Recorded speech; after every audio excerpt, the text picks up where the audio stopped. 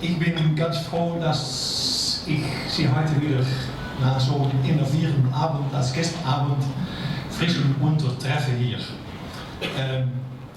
Gestern war da.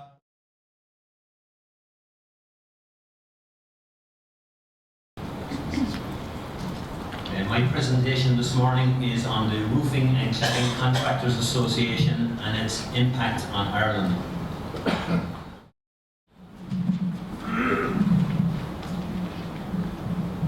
The Roofing and Cladding Contractors Association was set up formally 11 years ago.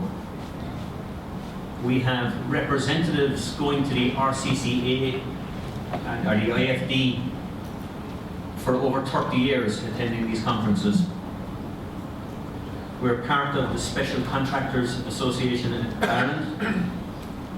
The goal of the organisation was set up to get representation within the construction industry, to raise the standing of the roofing and cladding industry, the development of professional, specialised roofing cladding organisation.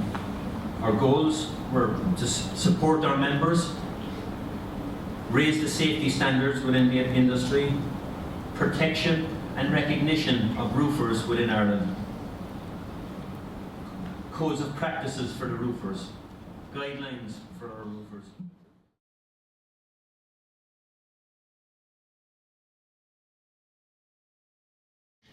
And indeed your own international organisation may consider it.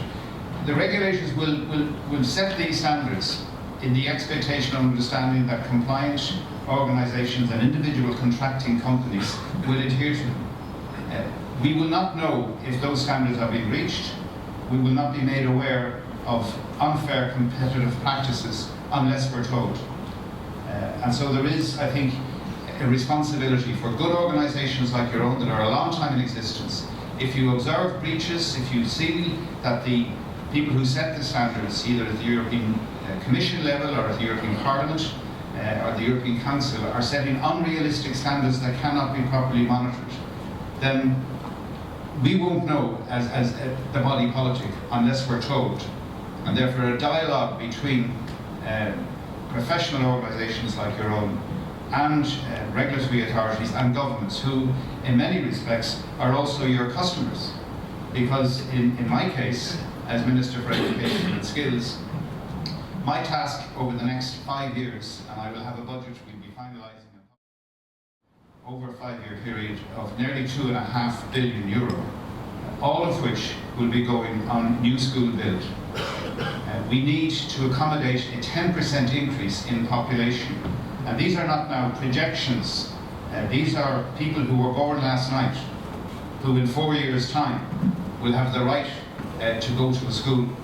And my role and my responsibility is to make sure with that little Mihal or Sean or Moira or Roisin arrives down to where the school is supposed to be, that they're looking into a building and a play yard and not into an empty field.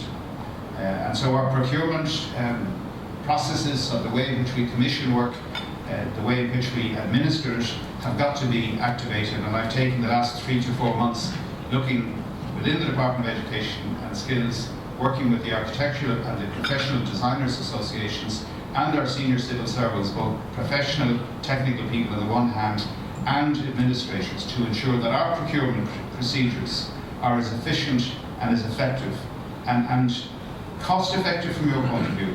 I'm acutely conscious of the cost of providing tender documentation for projects which are attractive if you win them, but which are quite expensive if you don't actually be the successful contractor.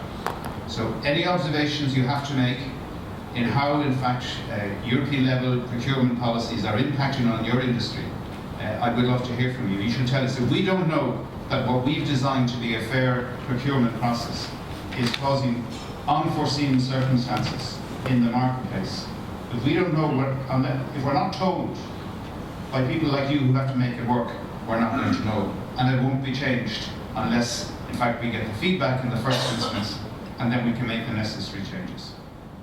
To be concrete,